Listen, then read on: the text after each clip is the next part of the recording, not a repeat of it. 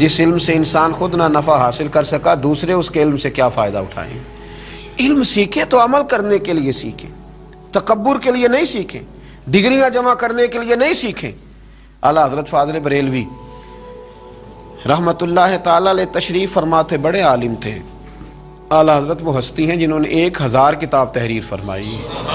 आला हज़रत वो शख्सियत हैं कि जिन पर लोग कलाम करते हैं, जिन पर दुनिया तहकीक करती है। बहुत बड़े आलिम थे, बहुत बड़ा कद काट था। अल्लामा इकबाल ने कहा था कि किसी ने हमारे दौर में इमाम आज़म अबू हनीफ़ा से मिलना हो तो वो जा कर के इमाम अहमद रज़ा से मिले।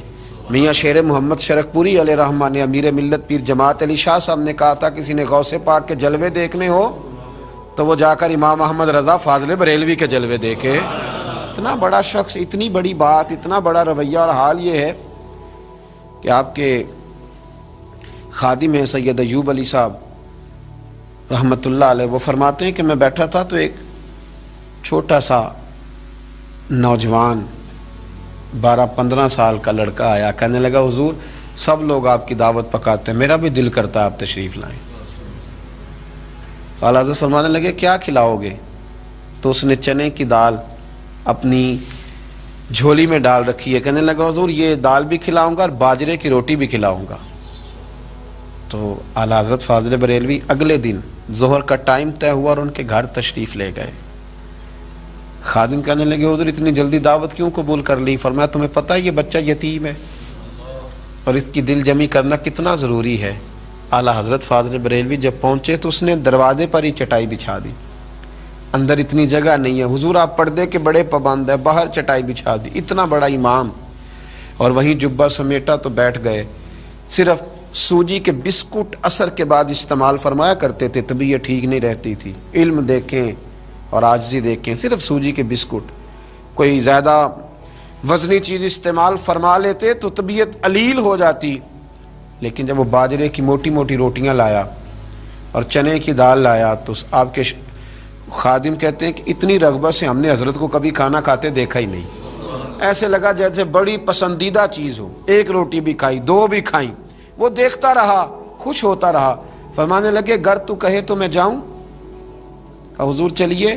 सैयद साहब फरमाते हैं जब हम रास्ते में आ रहे थे तो मैंने गौर से चेहरा देखा। मैंने कहा हुजूर अगर तबीयत अलील हो गई तो फरमाने लगे शाह जी अपनी तबीयत देखता कि यतीम का दिल देखता, उस मिस्कीन का दिल देखता, तबीयत देखता कि उसका दिल बदस्तावर के हज्जे अकबर अस्त आज हजारा का यक दिल बेहतर अस्त। मेरे अजीज इतने बड़े जो लोग थे उनमें आजिज़ी थी तो आज अल्लाह ने उन्हें इतना एजाज़ अता फरमाया। लेकिन अगर इंसान अपने इल्म के हिसार में बंद हो जाए तो फिर तो बुजुर्गों ने लिखा है इल्म हिजाब बन जाता है। ये हिजाब बन जाता है, ये आगे बढ़ने नहीं देता। इल्म तो अपनों से दोस्ती नहीं करने देता। इंसान कहता जरा हट के रहो, भाई हो पर तुम्हें पता नहीं मैं आलिम हूँ, दोस्त हो पर तुम्हें नहीं पता मेरे पास डिग्रियाँ हैं, तो हिजाब बन जाता है। इसको कभी हिजाब ना बनने दें, कभी भी। कोई भी ऐसा तकब्बुर, अगर आप पढ़े लिखे हैं, अगर आपने तालीम हासिल की है तो तालीम तो इंसान को मोहब्बत करना सिखाती है, तालीम तो प्यार करना सिखाती है, तालीम तो इंसान को लोगों के करीब करती है, तालीम तो आजिज़ी का दर्स देती है। जिस दरख्त पे फल ज़्यादा होता है उसकी टहनियाँ झुक जाया करती हैं। जो आला ज़र्फ़ होते हैं हमेशा झुक के मिलते हैं, जो आला ज़र्फ़ होते हैं हमेशा झुक के मिलते हैं। क्योंकि सुराही सरनगू होकर भरा करती है पैमाने। सुराही अगर सर ना नीचे करे तो फिर तो किसी को पानी का कतरा भी मुयसर ना आए। लोटा सर नीचे करेगा तो किसी को पानी मुयसर आएगा ना, अगर अकड़ा रहेगा तो किसी को भी कतरा पानी का मुयसर नहीं आ सकता। इसलिए मेरे अजीज़ ये याद रखिए कि आलिम अगर आप हैं, आपके पास इल्म है, और फिर उससे आगे बढ़कर अगर आपका दावा दरवेशी का है, अगर आपका दावा फ़कीरी का है, अगर आपका दावा पीरी का है, मसनद नशीनी का है, तो फिर तो आपको बहुत नीचे आना है। फिर तो आपको लोगों के लेवल के बीच आके तबलीग करनी है ना। फिर तो आपको देखना है कि किसको किस चीज़ की ज़रूरत है। दरवेश की तो अपनी ज़ाती ज़िंदगी नहीं होती, वो तो इतना आजिज़ी वाला होता है कि कभी उसकी सुनता है, कभी उसकी सुनता है, कभी इसकी सुनता है, वो तो प्यार बांटता है। लेकिन अगर वो मसनद पे बैठा रहे, बहुत बड़ा फ़र्क हो आम आदमी में और उसके दरमियान, बहुत बड़ी गाड़ी का फ़र्क, बहुत बड़े बंगले का फ़र्क, बहुत बड़ा मालो दौलत का फ़र्क पैदा हो जाए, बहुत ज्यादा फर्क हो उसकी तबीयत में कि उसके करीब रहने वाले खौफ ज़दा रहें, पीछे हट जाएं, शेख से करीब ना जाएं, तो फिर वो फैज़ कैसे तकसीम करेगा? फिर लोग उससे फैज़ याब कैसे होंगे? उसमें आजिज़ी होना चाहिए, उसमें प्यार होना चाहिए, उसमें मोहब्बत होनी चाहिए। मेरे नबी करीम अलैहिस्सलाम लोगों के जहन के करीब आकर उनसे बात करते।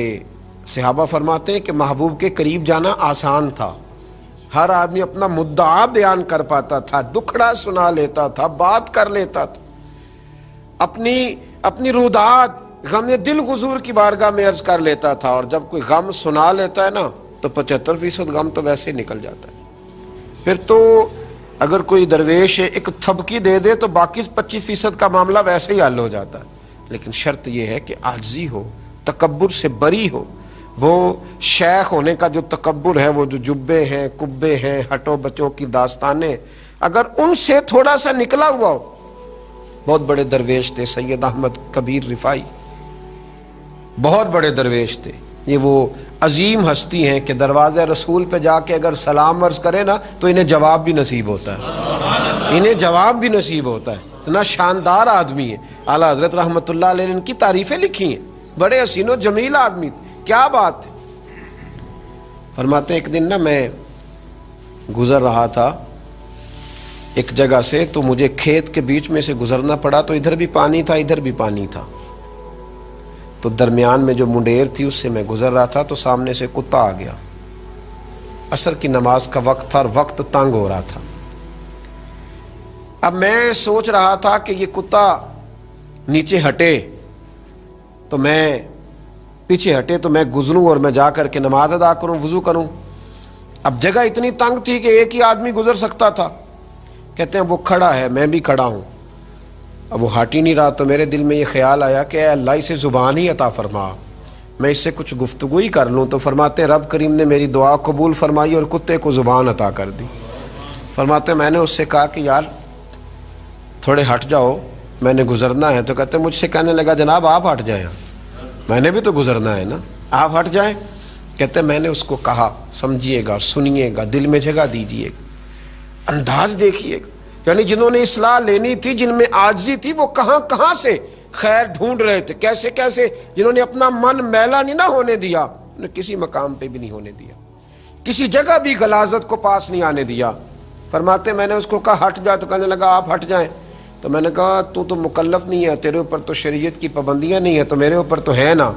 अगर मैं खेत में उतरूंगा तो दोनों जानिब पानी है, मेरे कपड़े आलूदा हो जाएंगे, मुझे दोबारा से गुस्ल करना पड़ेगा। तो कहते हैं कुत्ता बोला और जुबान हाल से कहने लगा बाबा जी खेत में उतरेंगे तो कपड़े आपके आलूदा होंगे, लेकिन अगर आपने तकब्बुर किया और कुत्ते को हल्का जाना ना तो आपका दिल मैला हो जाएगा। और ये तो कपड़े अभी आप धो लेंगे तो साफ हो जाएंगे, तो दिल मैला हो जाए तो 7 समुद्रों से भी साफ नहीं हुआ करता। अपने दिल में तकब्बुर ना आने दें मेरे भाई। इसी तरह से कुछ लोगों को दौलत का बहुत ही तकब्बुर है, दौलत का बहुत ही तकब्बुर है। मियाँ साहब ने कहा था दानशमंदा अंदा कम नाही, दिल दौलत न लाना, इस वोटी ते कई खामन कीते, तो जो कीता सो खाना।